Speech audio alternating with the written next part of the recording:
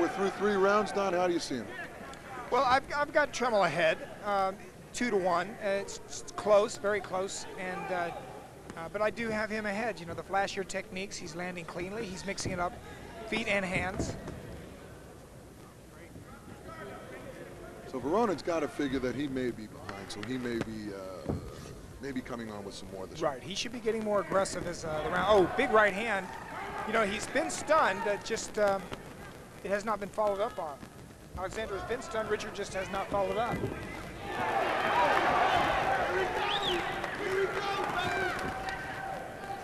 See, Alexander knows he's in trouble. He's putting more pressure on right now. And he's not going, I think, for a decision. He knows he needs a knockout or knockdown. And has Richard, the fact that he's not following up, is that because he can't or just hasn't? Well, I think maybe he's being cautious. You know, he knows he's scoring. He should feel that he's ahead.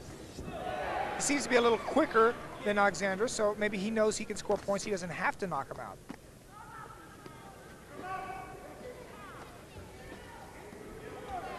I mean, I don't know what goes inside his head, but as an experienced fighter myself, I know I would be thinking about winning a fight on points if I can. If I can't, then I go for a knockout.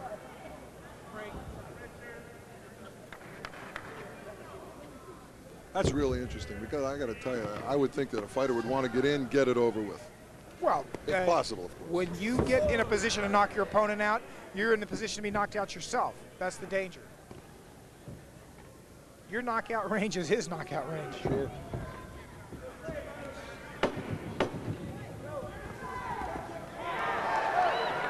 It was a glancing overhand right.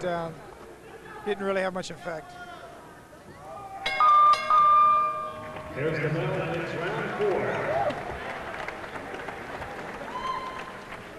How long have the Russians, I mean, I got to be honest, I can't remember the Russians in kickboxing, frankly. I mean, I've been watching kickboxing for many years, and, you know, long ago, with Bill Superfoot Wallace and going way back.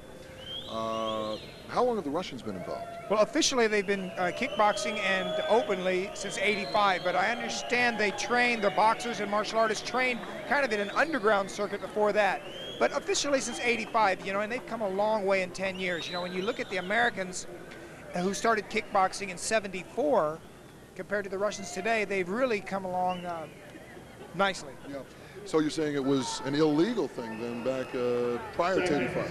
Yes, it was. I mean, the government at the time, you know, still communist, and they didn't support kickboxing. It was banned. Round 5, 5th and final round. So both fighters, like you say, it's probably a close fight, so both are going to go at it right now. Right. I don't think there's either fighter can be absolutely positive, although I do have Richard ahead. I don't think he can be totally confident to just sit back. He's got to be aggressive. He's got to score.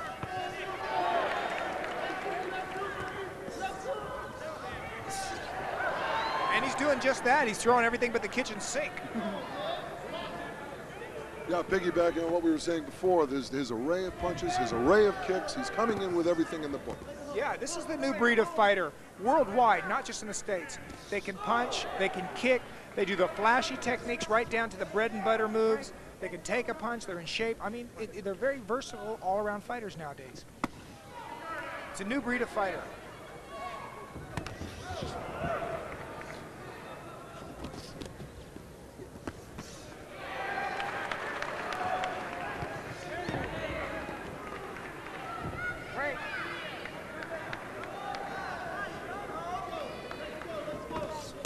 Alexander's got blood on his head. I don't really see where the cut is, maybe over the eyebrow.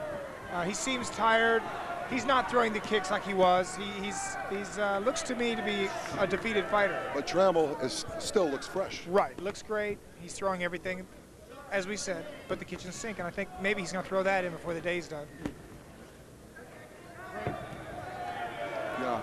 Yeah, you could say he just looked down here at us, and he's just looking for it to get going and get over, and he does look very tight, very tired.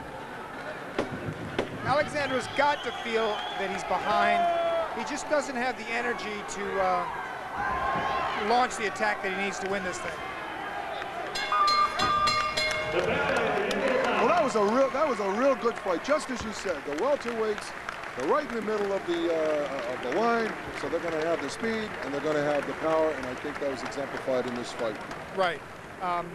Actually, they're middleweights, but middleweights, right. Middleweights. But yeah, you hit the nail on the head with that. They had a little bit of everything going for them. I got to lean towards Trammell on this one. The crowd showing its appreciation for what was obviously a good fight, and we're going to be right back as the decision goes to the judges right after this.